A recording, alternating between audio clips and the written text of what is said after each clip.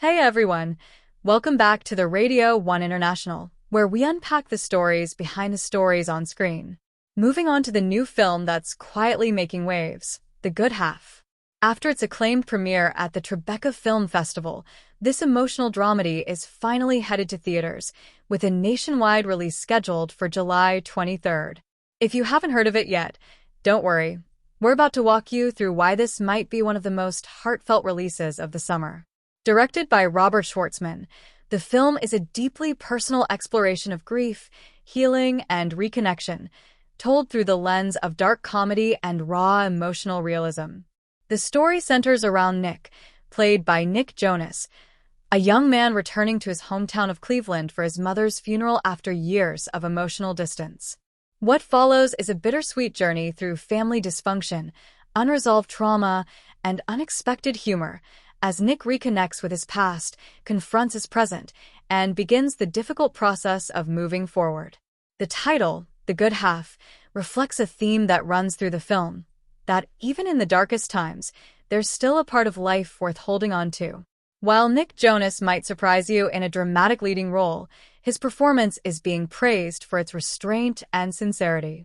Critics at Tribeca called it a career-defining turn, with Jonas bringing emotional nuance and vulnerability to a role very different from his usual musical persona.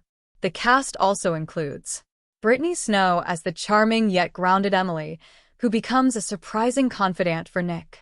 David Arquette as Nick's estranged father, delivering a raw and layered performance.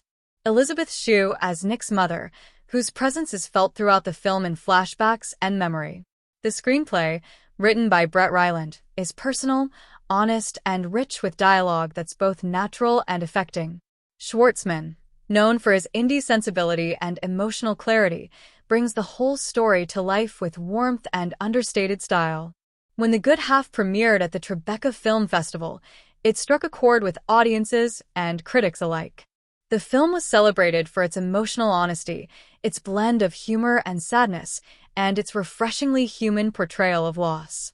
Many viewers praised it as a story that doesn't try to wrap everything up in a bow, but instead leans into the messiness of grief and the strange ways people process pain. Some even compared its tone to films like Garden State or The Skeleton Twins, movies that find light in life's darker corners. With its theatrical release set for July 23rd, The Good Half arrives at a perfect time, a quieter moment in the summer calendar when audiences are often looking for something real, something sincere. This isn't your typical summer blockbuster. It's a character-driven, emotionally resonant indie film that invites you to sit with your feelings and reflect on your own relationships. It's the kind of movie that might make you laugh, cry, and call your family afterward.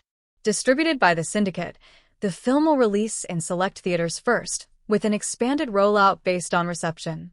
There's also talk of an early fall streaming release, though nothing's confirmed yet. In a movie landscape often dominated by spectacle, The Good Half offers something deeply refreshing. So mark your calendars. The Good Half hits theaters July 23rd, and if you're in the mood for something that speaks to the heart, this one deserves your time. That's it for today's episode of Real Talk Weekly.